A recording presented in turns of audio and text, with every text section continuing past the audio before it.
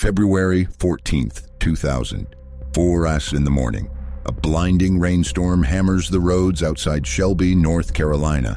Two truck drivers in separate vehicles minutes apart each report the same thing.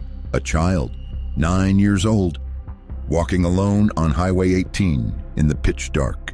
No jacket, no umbrella, just a small backpack on her back. The first driver slows to help. She looks at the headlights and runs into the woods. She is never seen again. This is one of America's most baffling childhood disappearances. And 25 years later, the investigation is still active. The Degree family lived in a modest home on Oaks Street in Shelby.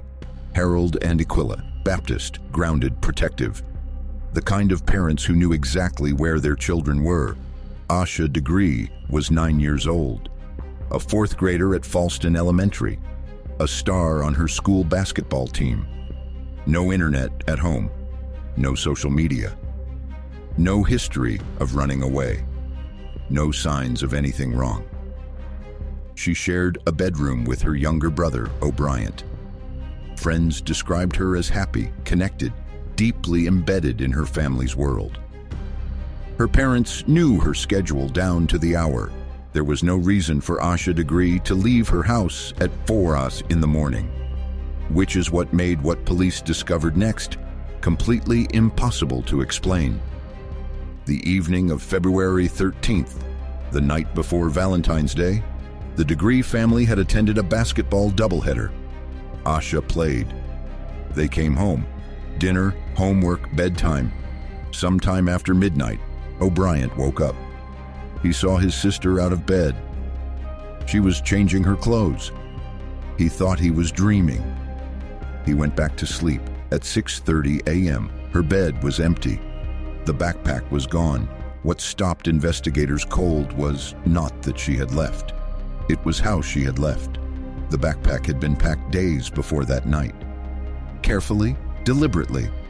She had been preparing for this. A 9-year-old girl raised in a strict, protective household planned a departure in the middle of a storm at 4 in the morning and told no one. The search for Asha became one of the largest in North Carolina history. State police, hundreds of volunteers, the SBI and FBI within days. They found nothing on the highway. The next day, February 15th, investigators found items in a storage shed at Turner's Upholstery, less than a mile from where she was last seen. A Mickey Mouse hair bow, candy wrappers matching the type handed out at her basketball game. She had been there. She had stopped there, or been brought there. And then she was gone from there too. 17 months later, a construction crew in Burke County found something buried by the side of the road, 26 miles from Shelby, wrapped in 2 black garbage bags, a child's backpack. Inside, items belonging to Asha, but also 2 items that no one in her family had ever seen. A Dr. Seuss book, McElligot's Pool, from her school's media center, not checked out by her. And a New Kids on the Block concert t-shirt. That was not hers. Someone else packed that backpack. Someone held it for 17 months, then drove 26 miles and buried it. 3 explanations have circulated for 25 years. 2 of them fall apart under the evidence. One may finally have an answer. The sleepwalking theory is the first, and the most easily dismissed. Sleepwalkers do not pack a bag days in advance. They do not change their clothes with deliberate intent at midnight. They do not navigate a mile of rural highway in a rainstorm. Investigators have never taken this theory seriously. The second theory, that Asha ran away from a troubled home, also collapses. The Degree household passed every investigation. No abuse, no neglect, no argument that night, no warning signs of any kind. And children who run away in fear don't plan it for days. They leave. The third theory, the one that fits every piece of evidence, is that someone brought her out of that house. The grooming theory holds that an adult, someone Asha already knew and trusted, had been in contact with her in the weeks before she disappeared. Someone from her church, her school, or her basketball program. Someone who gave a 9-year-old girl a reason to believe that leaving in a storm at 4 in the morning was the right thing to do. This explains the packed bag. It explains why she walked a specific highway at a specific hour. And it explains the detail that has haunted this case for 25 years. When 2 strangers in separate trucks pulled over to help her, she didn't stop. She ran because she wasn't lost. She was going somewhere, and whoever she was going to had told her not to stop for anyone. The items in the backpack support this. A library book not checked out in her name, placed there by someone with access to that building. A concert t-shirt no one in her family recognized. A gift, perhaps, from someone building trust with a child. For years, the case went cold. Periodic press releases, renewed appeals. In 2016, investigators announced a DNA lead. The investigation quietly shifted.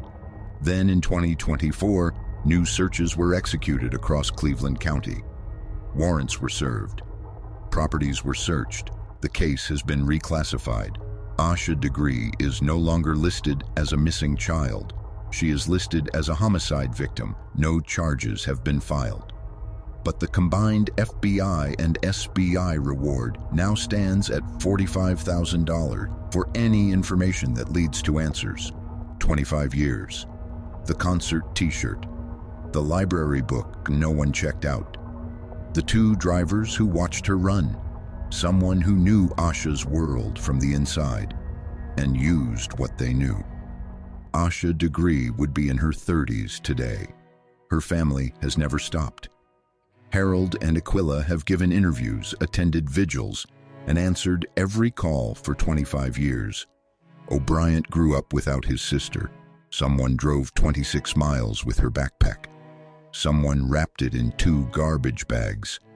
Someone buried it, and then went home, and sat at dinner, and watched the news, and kept the secret for a quarter of a century.